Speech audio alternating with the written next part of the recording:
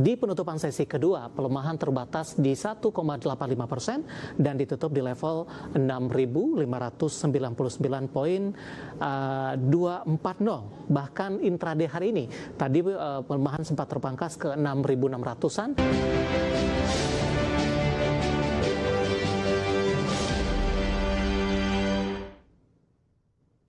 Terima kasih untuk yang masih bergabung bersama dengan kami, dan di segmen ini kita akan review jalannya perdagangan di sepanjang hari ini, dan kami ingatkan kembali Anda masih bisa berpartisipasi di WhatsApp interaktif di 0851 di 7810 4976 seperti yang tertera di layar televisi Anda nantinya. Dan saat ini kami sudah terhubung melalui Zoom bersama dengan Bapak Chris Aprilioni yang merupakan e-hub manager YG Sekuritas. Kita akan langsung sapa saja. Pak Chris, selamat sore, apa kabar Pak? Ya, sore Mas David, baik. Terima kasih Pak Kris sudah meluangkan waktu, tapi kabar kurang baik datang dari indeks harga saham gabungan Pak. Meskipun secara intraday hari ini berhasil memangkas pelemahan dari 63 ke 6.500. Bagaimana review Anda, terutama dari sisi teknikal, tekanan dalam yang terjadi di sepanjang perdagangan hari ini pasca libur panjang akhir pekan?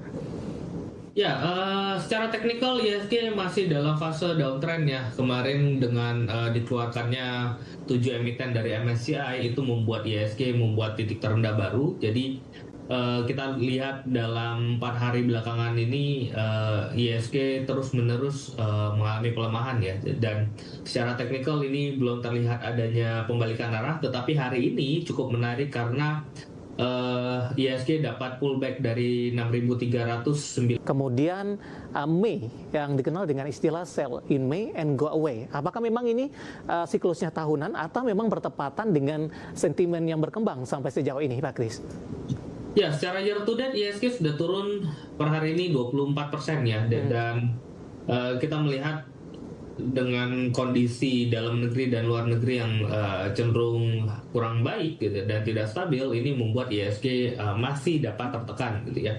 Walaupun asingnya sudah tidak terlalu banyak yang karena sudah exit kemarin-kemarin, tapi efek dari dalam negeri sendiri terutama rupiah ini membuat ISG terus tertekan. Dan efek dari sell in May, sepertinya ISG sudah terkoreksi dari Januari ya, jadi di Mei. Jadi Mei ini hanya melanjutkan pelemahan dan belum ada tanda-tanda sentimen positif ya, baik dari dalam negeri maupun dari luar negeri, sehingga ya ISG agak sedikit berat memang secara jangka pendek ini.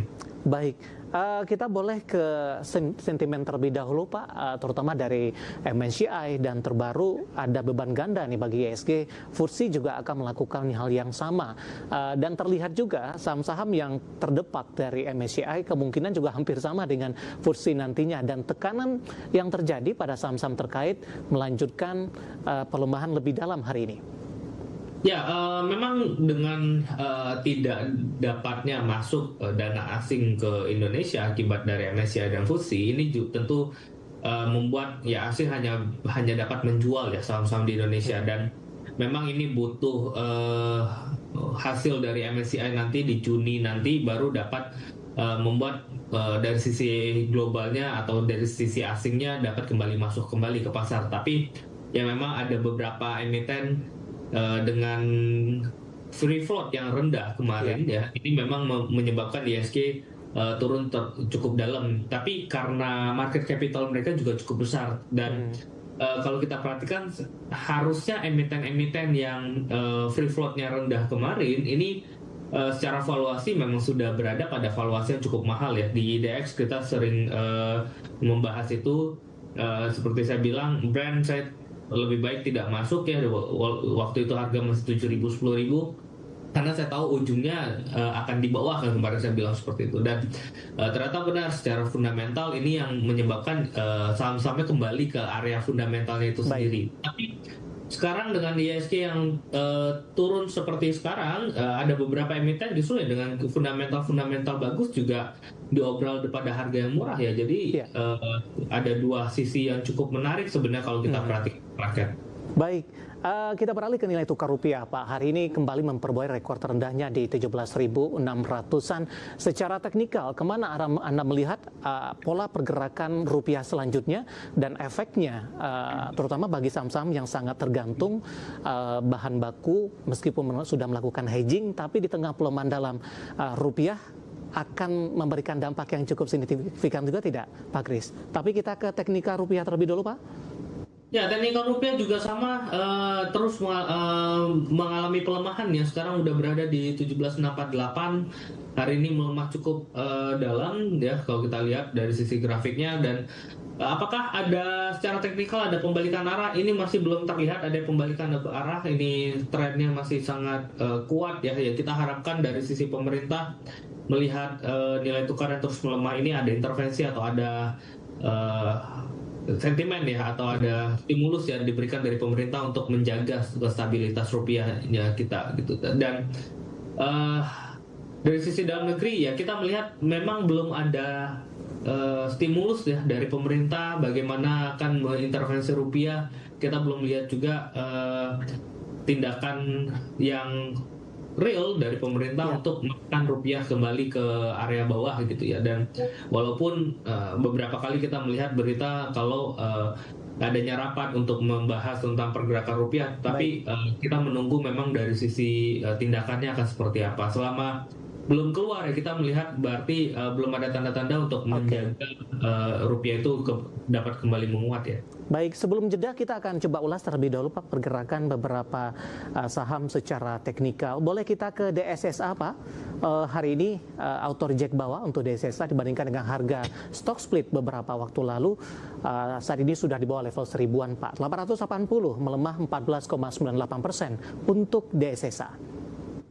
Ya, DSSA sebenarnya kalau kita lihat harga sekarang 880 memang terlihat murah ya akibat dari stock split. Tapi kalau kita melihat dari sisi pergerakan awal sekali DSSA sebelum naik yang cukup tinggi, ini justru bisa berada pada area 100 sampai 200 rupiah ya dengan dengan pelemahan seperti ini. Karena ini hari ini ditambah juga dengan auto reject bawah gitu ya. Artinya investor juga masih takut ya untuk melihat untuk kembali masuk ke dalam DSSA. Dan asing ini masih belum selesai dengan keluarnya MSCI nanti efektif di akhir bulan Mei. Artinya akan selling pressure-nya masih akan ada sampai ke akhir bulan Mei ya. Jadi dari tangan pemirsa IDX Channel. Pak Kris, menarik, nanti kita akan coba lihat saham-saham apa saja yang masih Anda rekomendasikan di tengah tekanan dalam indeks harga saham gabungan hari ini dan juga dalam beberapa waktu terakhir. Dan pemirsa, kami akan segera kembali sesaat lagi.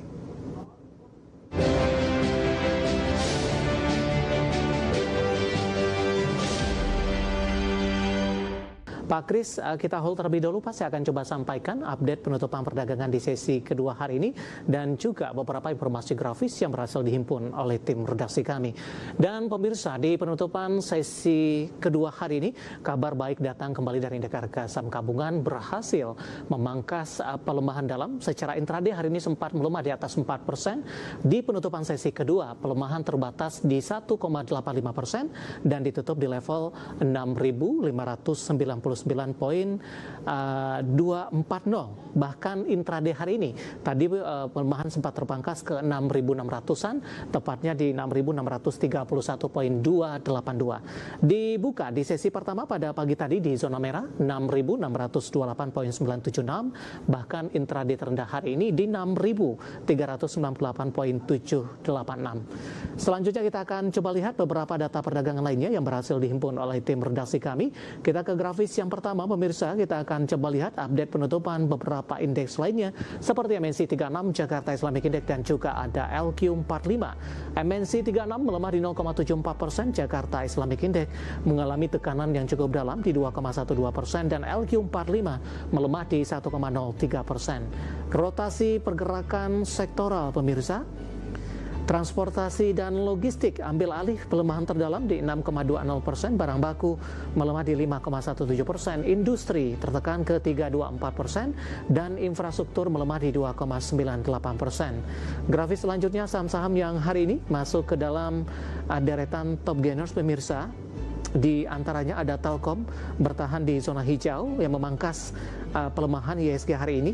Ditutup menguat di 2080, BP juga menguat di 2004, Astra saham big cap lainnya ditutup menguat di 6000 dan ASPR ditutup menguat di 402. Ya, grafis selanjutnya. Grafis yang terakhir pemirsa, saham-saham yang hari ini mengalami pelemahan cukup dalam. Top loser ada Antam ditutup melemah di 3160, Aman tertekan 3450, Bumi di 206 dan Cuan tekanan semakin dalam hari ini di 750. Update penutupan sesi kedua dan semoga bisa menjadi referensi untuk Anda terutama dalam menghadapi perdagangan hari selanjutnya.